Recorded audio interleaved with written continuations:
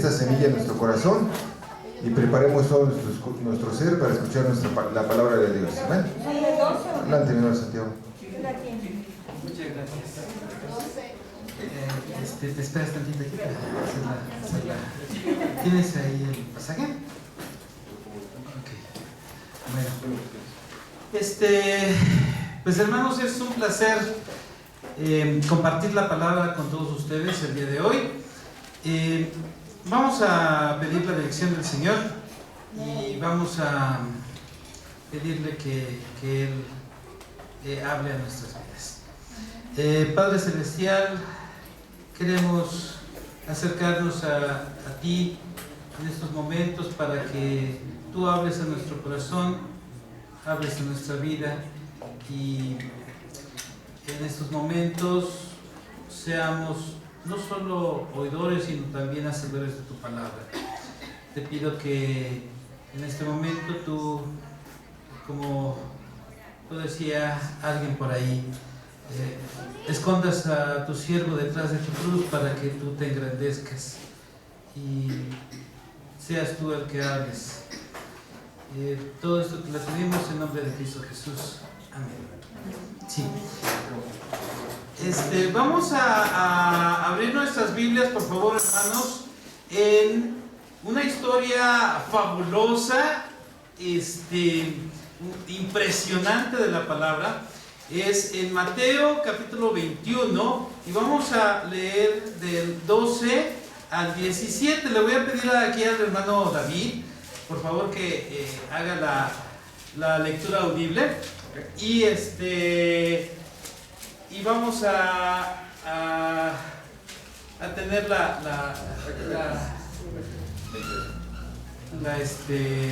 lectura, por favor. Vamos a buscar todos mis hermanos Mateo 21, del versículo número 12 al 17. Vamos a leerlo todos juntos, mis hermanos. Vamos sobre nuestros pies, que nos encontremos. Todos juntos, mis hermanos, a una voz que todos podamos seguir. Dice la palabra de Dios así. Y entró Jesús en el templo de Dios, y echó fuera a todos los que venían y compraban en el templo, y volvió las mesas de los cambistas y las sillas de los que vendían palomas, y les dijo: escrito está, mi casa de oración será llamada, mas vosotros la habéis hecho cueva de ladrones. Y vinieron a él en el templo ciegos y cojos, y los sanó. Pero los principales sacerdotes y los escribas, viendo las maravillas que hacía, y a los muchachos aclamaban en el templo, diciendo: Hosana al Hijo de David, se indignaron y le dijeron: ¿oyes lo que estos dicen? Y Jesús les dijo: sí, ¿nunca leísteis en la boca de los niños y de los que maman perfeccionaste la alabanza? Y dejándolos salió fuera de la ciudad a Betania y posó allá. Amén. Estamos haciendo, mis hermanos. Sí, gracias. Sí, está bien.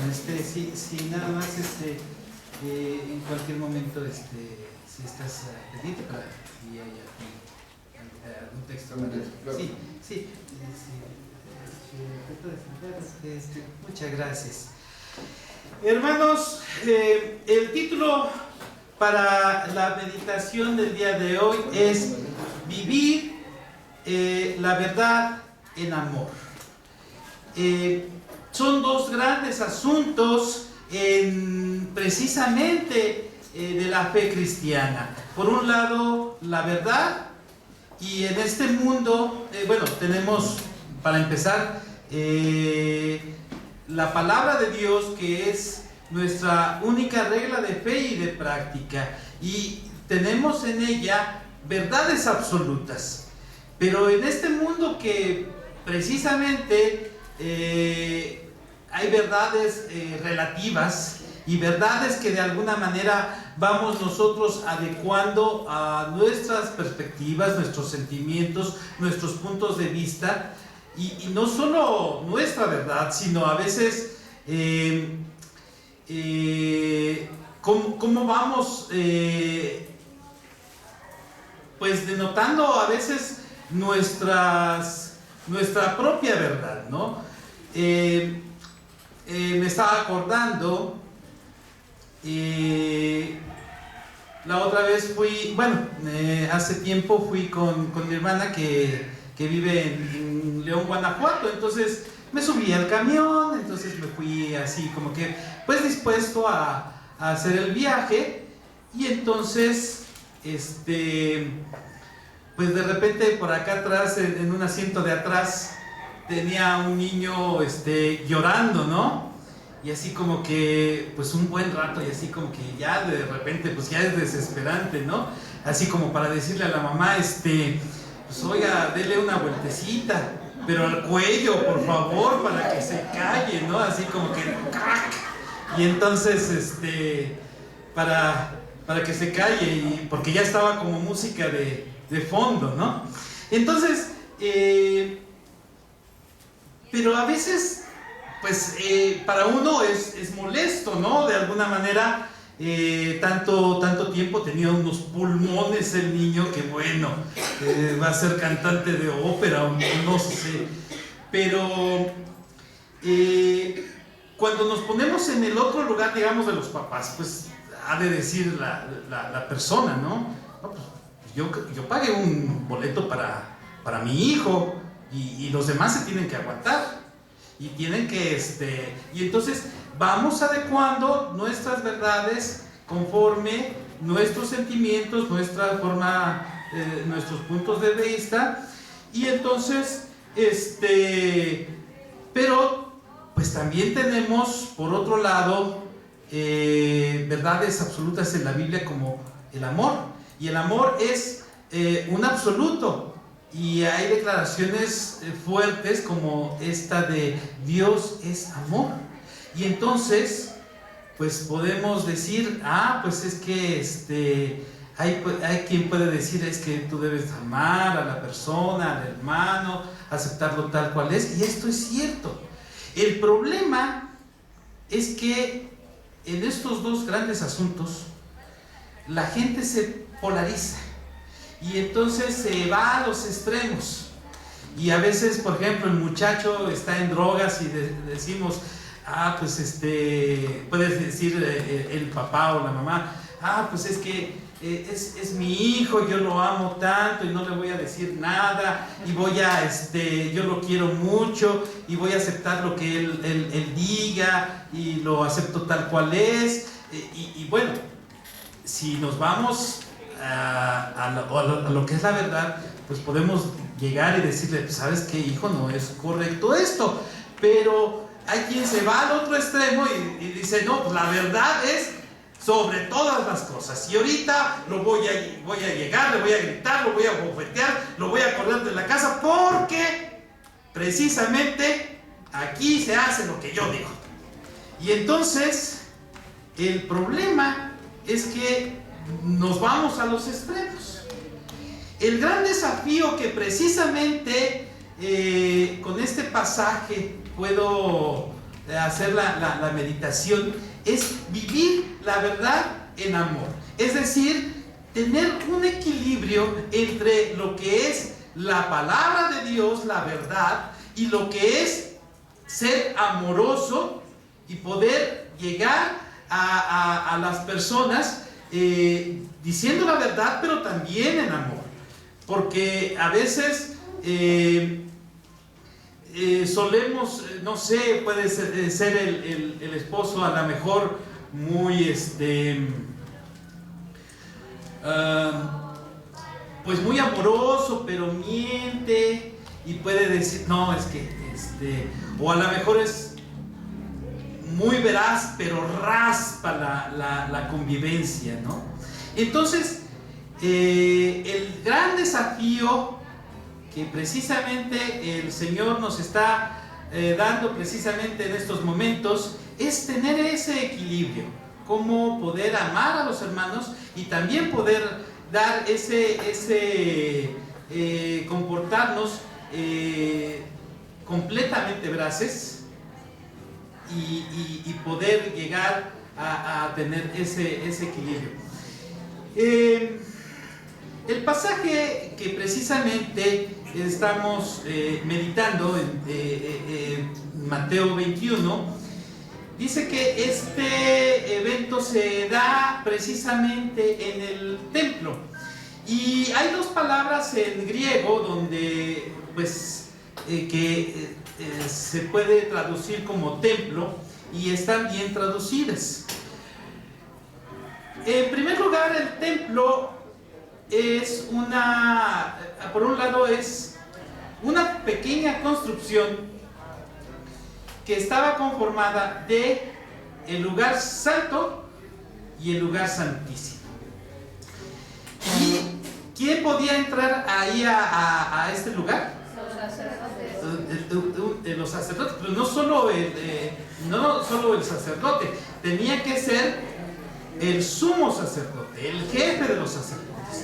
Y podía entrar las veces que él quisiera o como, ¿no? Tenía que ser una vez al año, tenía que ser en el Yom Kippur, en el día de la expiación, en el día del perdón, día que todavía los judíos siguen celebrando actualmente. Entonces, para todo esto, este es el templo de Jehová, el lugar santo y el lugar santísimo. Y para eso hay una palabra que es naos. Naos es precisamente este lugar donde se da el lugar santo y el lugar santísimo.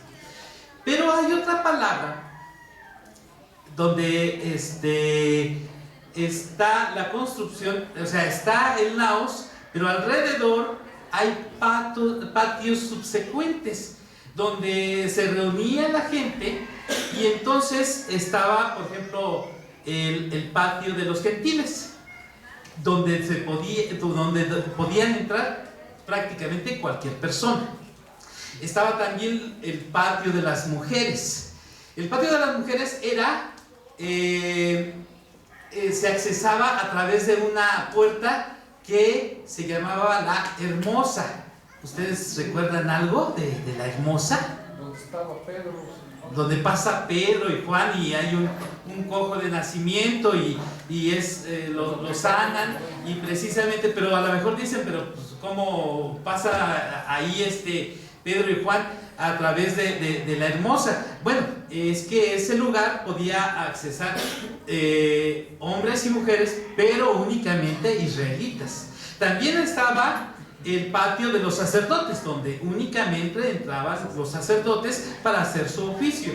Entonces, el conjunto de estos patios, además del naos, era la palabra Ieirón con H. Y esta palabra era el conjunto de todo esto. Entonces, hay que entender que esta escena no se da en el patio de las mujeres, porque pues únicamente ahí accesan los israelitas. No se daba en el patio de los sacerdotes, porque era precisamente ahí únicamente y exclusivamente para los sacerdotes. Y tampoco se daba en el naos, porque ahí no podían entrar, ni cabían, ni era permitido. Entonces, ¿dónde se da esta escena? Pues en el patio de los gentiles, donde precisamente prácticamente cualquier persona podía entrar. Entonces, veamos precisamente el escenario se levanta en que Jesús llega en el contexto de si nos vamos unos versículos antes, al capítulo 21, es la entrada triunfal de Jesús. Está a punto son los últimos momentos de Jesús, últimos días, porque días más adelante va a ser apresado en Getsemaní, va a llegar a la cruz y después va a ser resucitado.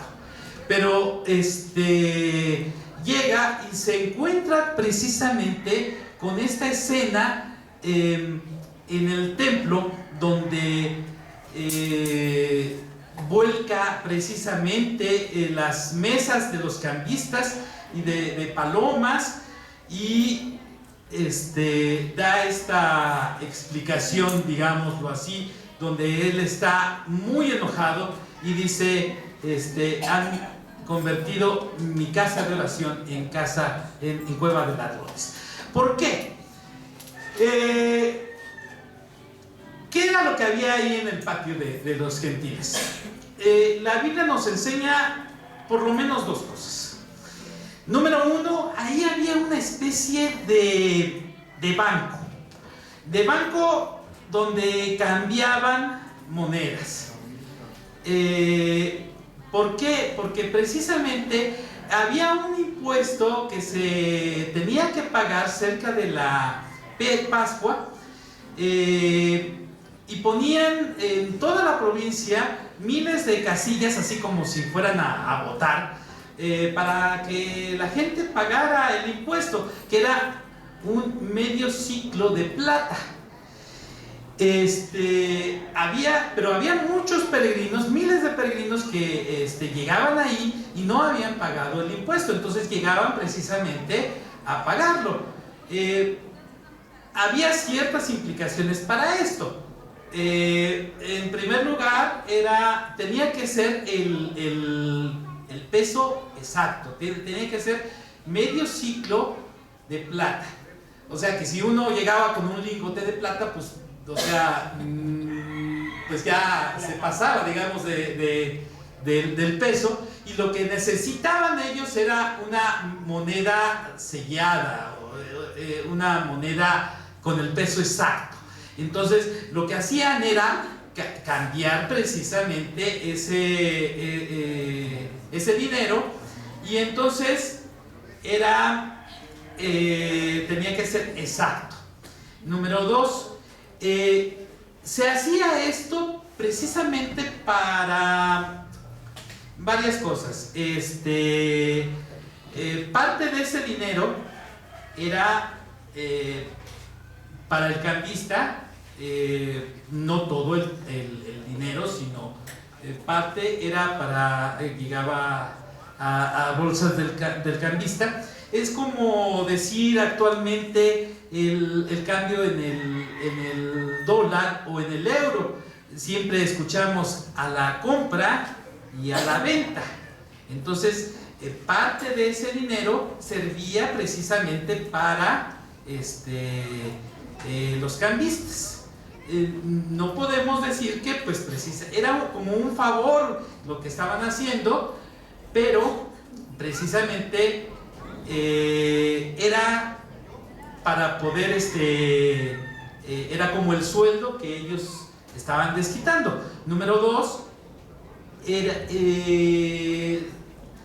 era para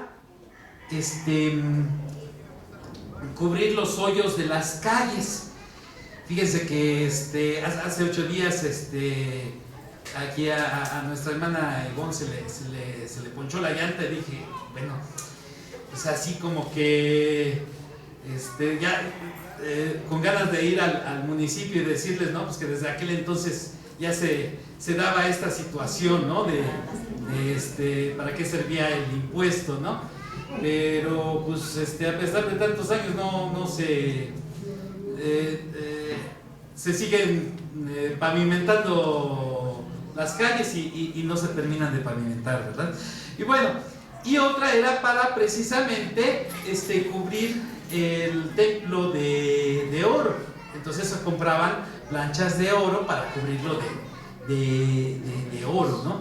Entonces, el problema con los cambistas es que, como siempre se da en todos lados, pues la corrupción.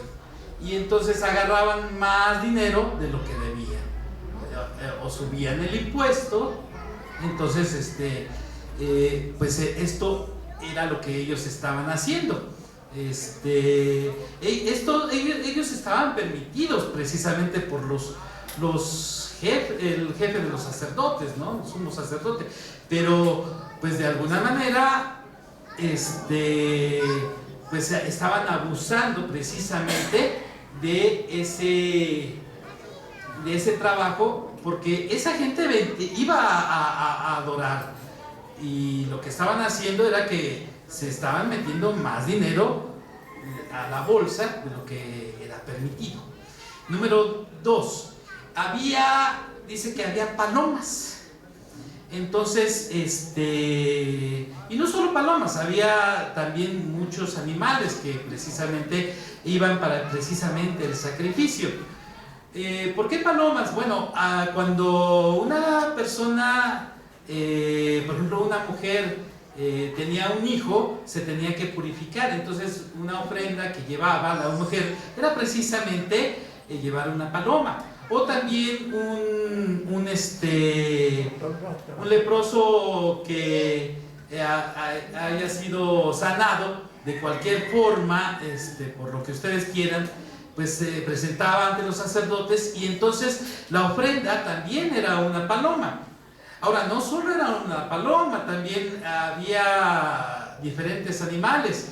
Imagínense que llegaba pues alguien con un borrego desde, no sé, desde Nazaret, o desde lugares lejanos, ¿no? Entonces, pues había muchas implicaciones. El problema es que, pues, decían, bueno, pues no se preocupe, aquí tenemos la tienda de palomas salvanos para que ustedes puedan tener la oportunidad de poder tener el sacrificio, ¿no? El problema es que pues también se estaba abusando en ese sentido, porque la gente que estaba ahí pues decía, llego con el animal, y había inspectores sanitarios que decían, no, este animal no pasa, está defectuoso, no pasa. Oiga, pero no pasa. Ve y cómpralo en la tienda del templo. Únicamente los autorizados. Entonces, pues pues imagínense qué problema. Pero no solo eso, imagínense, decían, bueno, ¿qué hago? Porque ya invertí dinero, digamos, de alguna manera en el animal. Lo ideal era que fueran y cambien, pues pase, cámbielo. Pero les decían, bueno, pase y delo y pague la diferencia y que le den otro. El problema es que no solo era eso, sino que ese animal, el que lo habían cambiado, pues lo daban otra vez y lo vendían. Entonces, cualquier semejanza con cosas actuales, pues son puras coincidencias, ¿verdad? Entonces, aquí la situación es que hay una situación, una expresión legítima de la verdad, en el sentido de que Jesús llegó y pues vio esta situación de que la gente que estaba ahí estaba abusando de los peregrinos, de esa gente sencilla que iba precisamente a orar, a dar el sacrificio, y estaban abusando. Entonces, por eso se enoja Jesús y dice, están haciendo de mi casa, casa de oración, precisamente casa de ladrones. Ahora, ¿por qué es precisamente una expresión legítima de la verdad? Porque Jesús se basó todo su proceder en la palabra, donde dice, mi casa será llamada casa de oración. En Isaías 56, verso 7. Ahí está mencionando al profeta Isaías. El problema es que de repente nosotros nos sentimos así como que, pues yo me identifico con el Señor Jesús, cuando precisamente estaba enojado y llegó con los del templo, y yo grito, y me enojo, y ya hago rabieta y hago berrinche y no, cuidado. Aquí el problema es que nosotros a veces lo hacemos, pues nuestra perspectiva, nuestros sentimientos, pero el proceder del Señor Jesús fue conforme a la palabra. Siempre puso la palabra de Dios en primer lugar. Ahora, de alguna manera, no en vano, y también lo profetizó el Señor Jesús, Dios permitió que se destruyera el templo en el año 70 porque solemos pues hacer muchas cosas creemos que son lugares especiales y luego hasta idolatría tenemos en los lugares, ¿no?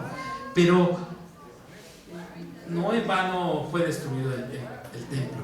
Ahora, hay una expresión, en segundo lugar, una expresión legítima del amor. Porque dice que cuando los arrojó volcó las mesas, las palomas, el dinero que había en las mesas de los cambistas, porque precisamente ellos estaban explotando precisamente a los peregrinos y entonces, y sobre todo a los que estaban en nombre de la religión, se estaban aprovechando. Entonces dice que después de eso se le acercan cojos y ciegos y son sanados.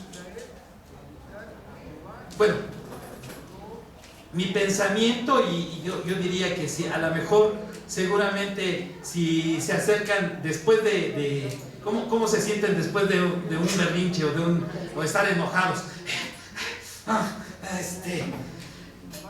Si se acercan después de eso a ti y a mí, muy seguramente, ¿cómo se te ocurre? O sea, estoy haciendo un gran coraje, ves cómo está aquí la situación y precisamente tú llegas y me pides bendición, o sea, ahorita no, o sea, será en otro momento, ven otro día, no sé. No, aquí hay un equilibrio de Jesús muy como lo tenemos que tener como modelo, porque precisamente esa gente se enojó precisamente con los cambistas, con los que estaban vendiendo palomas, con los que estaban vendiendo los animales, pero los que se acercaron, que tenían necesidad, los sanó, o sea, no llegó y les dijo, a ver, ya, se ha sanado, ya, vete a otro lado, ya, denme un bolillo duro para la bilis, ¿no? Precisamente, o no sé. Esto me muestra que muchas veces nosotros nos enojamos y a veces no es quién nos la hace, sino quién nos la paga, ¿no? Y a veces estamos con una situación de que, a ver, a lo mejor todo el tiempo estamos tristes y todos nos tienen que aguantar así de tristes, o todos tienen que aguantar que estoy enojado, o todos tienen que... Y lo que nos muestra aquí Jesús es que sí, Jesús se enojó en su momento con las personas correctas, en el momento correcto, pero hasta ahí llegaron las personas y fueron sanadas. Un gran amor. A veces nosotros, el problema es que somos injustos en nuestras apreciaciones y a veces no vemos las motivaciones. Jesús sí lo vio. Estaba recordando uno de mis escritores favoritos y estaba recordando el testimonio de este hermano, que en alguna ocasión llegó a dar una conferencia a una universidad. Y entonces, bueno, era toda una semana donde iba a estar dando conferencias. Y llegó este hermano, y llegaba también a ese lugar, a esa universidad, una muchacha muy joven con su padre ya anciano, y le dijo, se acercaron y le dieron la bienvenida, como algunos otros hermanos, y le dijeron, hermano Swindle, mucho gusto, queremos darle la bienvenida, estamos muy contentos, le dijo la muchacha,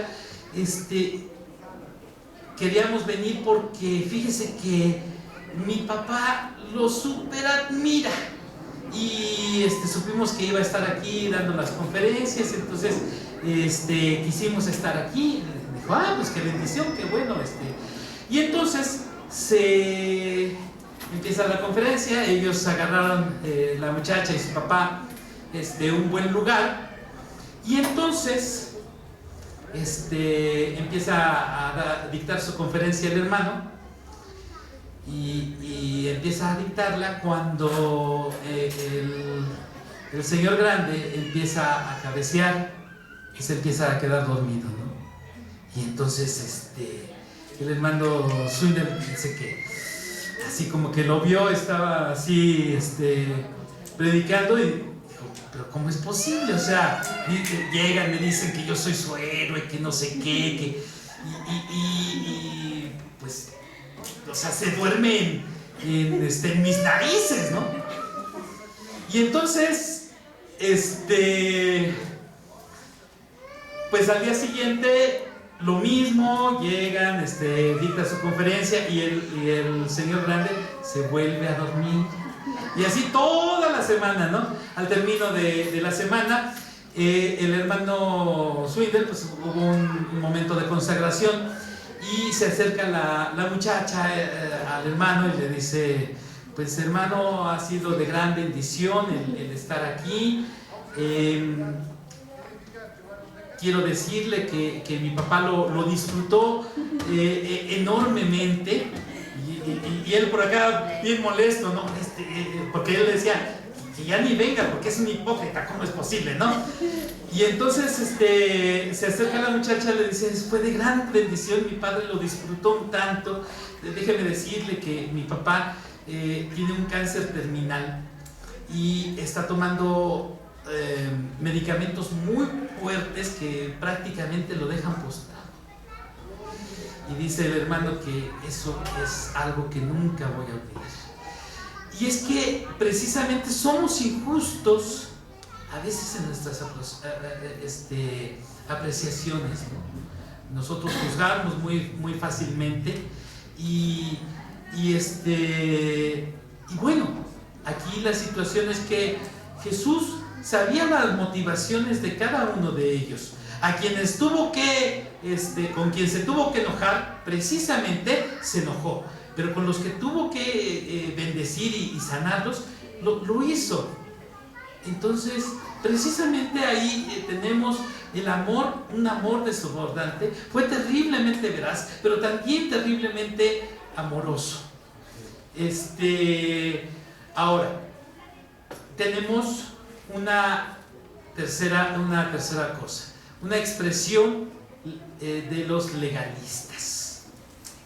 Dice ahí el pasaje que cuando los fariseos, los sacerdotes, las personas que estaban ahí, empezaron a ver que Jesús estaba sanando a las personas, y que estaban haciendo cosas maravillosas, y subrayen esa palabrita, cosas maravillosas, se indignaron. Mi pregunta es, ¿por qué se indignaron? Yo creo que, bueno, había varias razones. Número uno, el fin del negocio. Porque ellos, obviamente, estaban los que estaban ahí de alguna manera era un comercio ilegal, un comercio que estaba permitido por los sacerdotes, no se iban a poner ahí nada más porque sí, pero estaba permitido por ellos y les dejaba no solo un buen dinero, sino muy buen dinero. Entonces, obviamente, pues estaban enojados precisamente por el fin del negocio. Es como si de alguna manera, imagínense actualmente, aquí en el municipio o en la gobernatura del estado, llega alguien y le dice al jefe de gobierno, ¿qué crees? Te quité a todos los ambulantes. ¿Y qué creen que va a decir? ¡Gracias! ¡Qué bueno! No. Y iba a decir, no, ¿qué pasó? No los puedes quitar, siempre dan sus aportaciones, pues imagínate, o sea, obviamente, pues hay dinero de por medio, o sea, obviamente, sí, siempre hay, pues esos tráficos y hasta la fecha, ¿no? Entonces, esa es una parte, pero otra, y yo creo que es, dice la Biblia que hay que llorar con los que lloran y gozarse con los que gozan.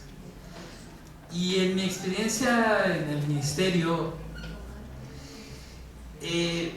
yo podría decir que es muchísimo más fácil hacer lo primero que lo segundo.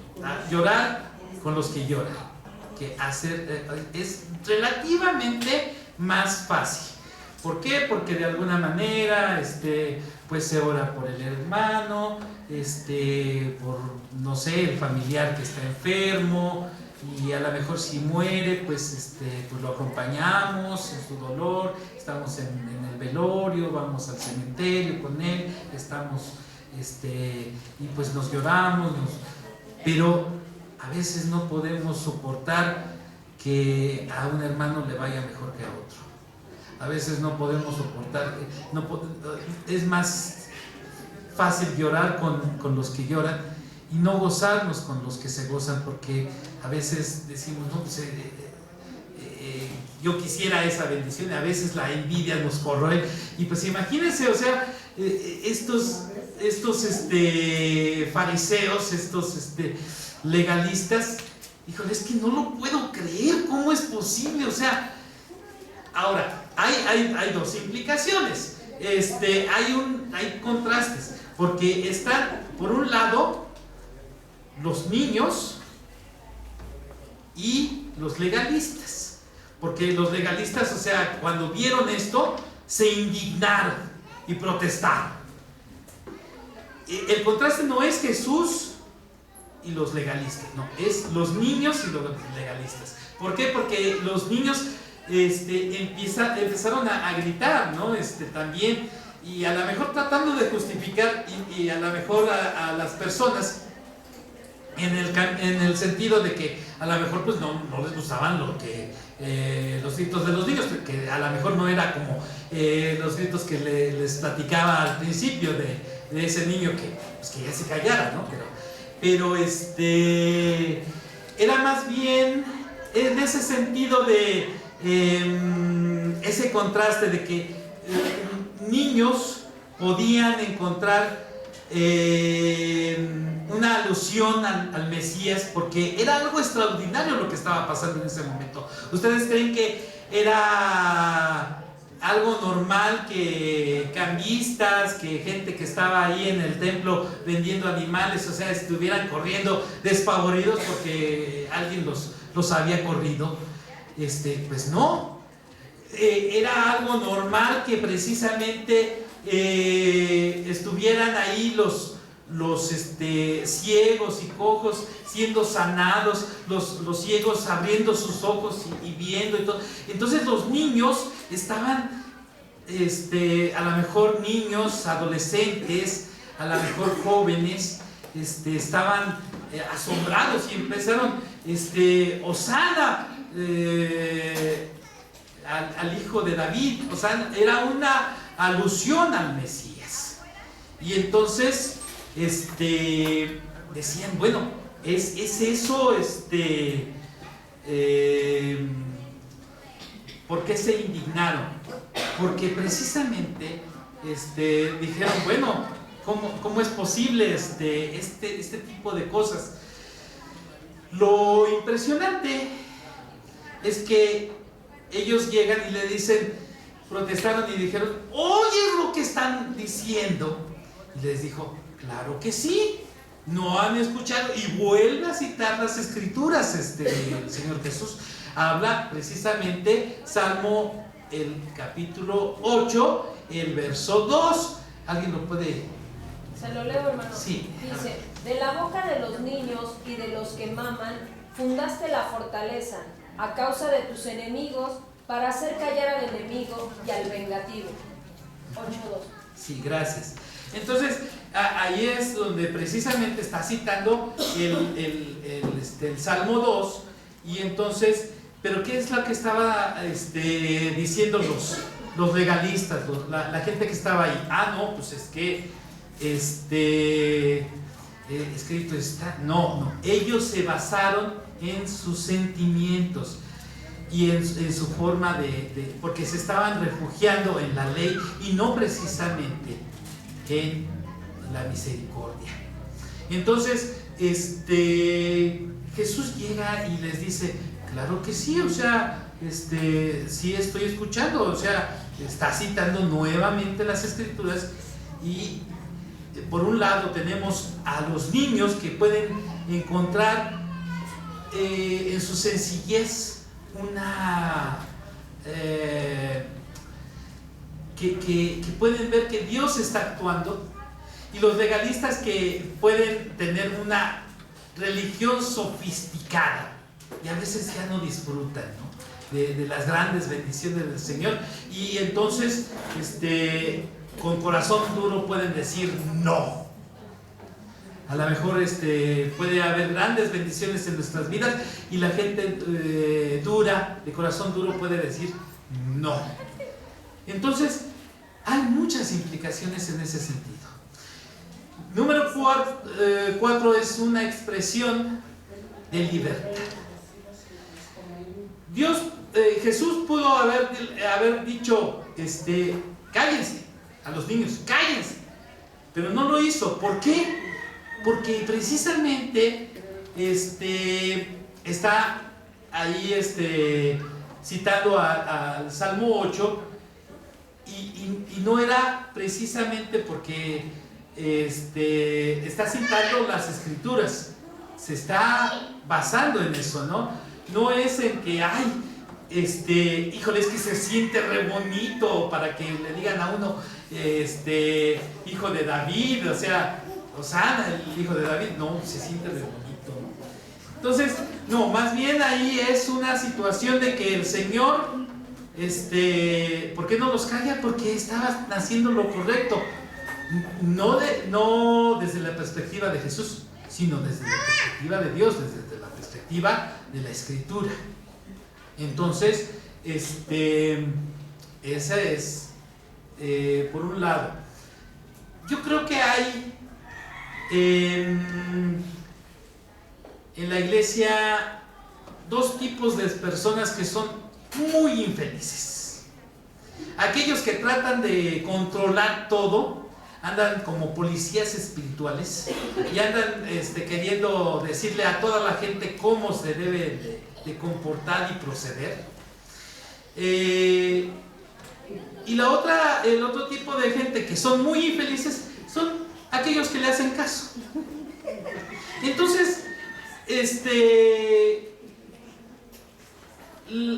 lo que les quiero decir, hermanos, es que cuando nosotros nos sujetamos a la palabra, vamos a poder tener libertad. Dice que el Señor, que la verdad, y conoceréis la verdad, y la verdad os hará libres. Y entonces, pero también, nunca se dejó amedrentar por los legalistas. nunca puso le hizo caso a los legalistas ¿no? Y por otro lado, Jesús siguió haciendo siguió haciendo su ministerio, no dejó de hacer lo que él estaba haciendo. Tan es así que finalmente, días más tarde, él decide tomar la cruz y morir en ella por nosotros. Quiero finalizar este mensaje con un pasaje que es Juan 1:14. Ustedes recuerdan la revelación de Juan, donde dice que en el principio era el Verbo, y el Verbo era Dios, y el Verbo era con Dios, y habla del Verbo, habla de Logos, de la palabra, del Verbo. Y entonces hay un pasaje muy bonito que es el verso 14, y entonces dice que el Verbo se hizo carne, se hizo hombre, y habitó entre nosotros, y vimos su gloria como reflejo del unigénito Hijo, como del unigénito, ¿cómo dice? Padre. Del unigénito Padre. Ajá. Y que refleja, lleno de amor y verdad. Imagínense, es creo que un buen resumen de la vida de Jesús, que debemos de tomarlo como modelo a seguir, para precisamente poder mostrar a todas las personas y poder ser mejores personas, mejores cristianos y llenos de gracia y de verdad. Hermanos, oremos por favor. Gracias, Señor, porque has hablado a nuestras vidas. Te pedimos que haya ese equilibrio en nuestras vidas, en nosotros, ser terriblemente veraces, pero también terriblemente amorosos con todas las personas, tener ese equilibrio, tener ese amor por ti y por tu palabra, ser veraces en todo lo que hagamos, pero también terriblemente amorosos. Gracias por la bendición de permitirme compartir la palabra, y todo esto te lo pedimos y te damos las gracias en nombre de Cristo Jesús. Amén.